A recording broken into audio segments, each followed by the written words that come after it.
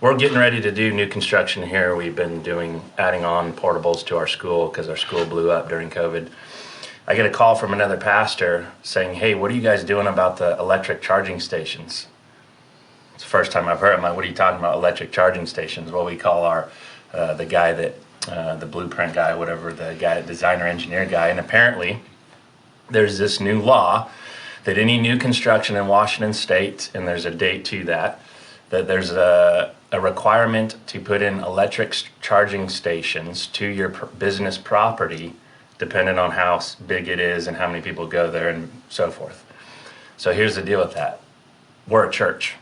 So now we're in a situation where the bill in Washington is that not only do we have to spend tithe money putting in electric charging stations, but it's nowhere in there stated how we're going to pay for it. So now we're spending tithe money charging people's electric car.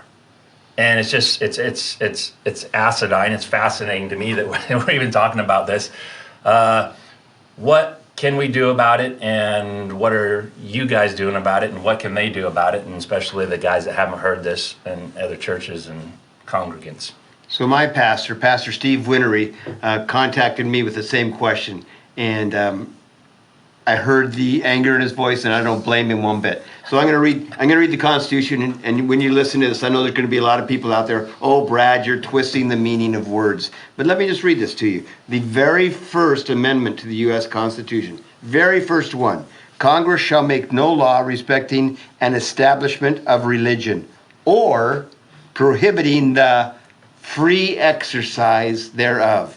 Now, I know that, we talk about freedom and liberty. That's probably what our founding fathers meant, but the word free is free, or prohibiting the free exercise thereof. Now, God commands us to bring the tithe into the storehouse, into the church. That's God's money. That is not the state's money. That money is purposed to serve the people and the ministry of this church. So for the state to tell us how we must spend our money at this church and have a minimum of 10% of all of our parking spaces be electric charging stations, to me that is a total and complete violation of this U.S. Constitution. Government, stay out of the church's business.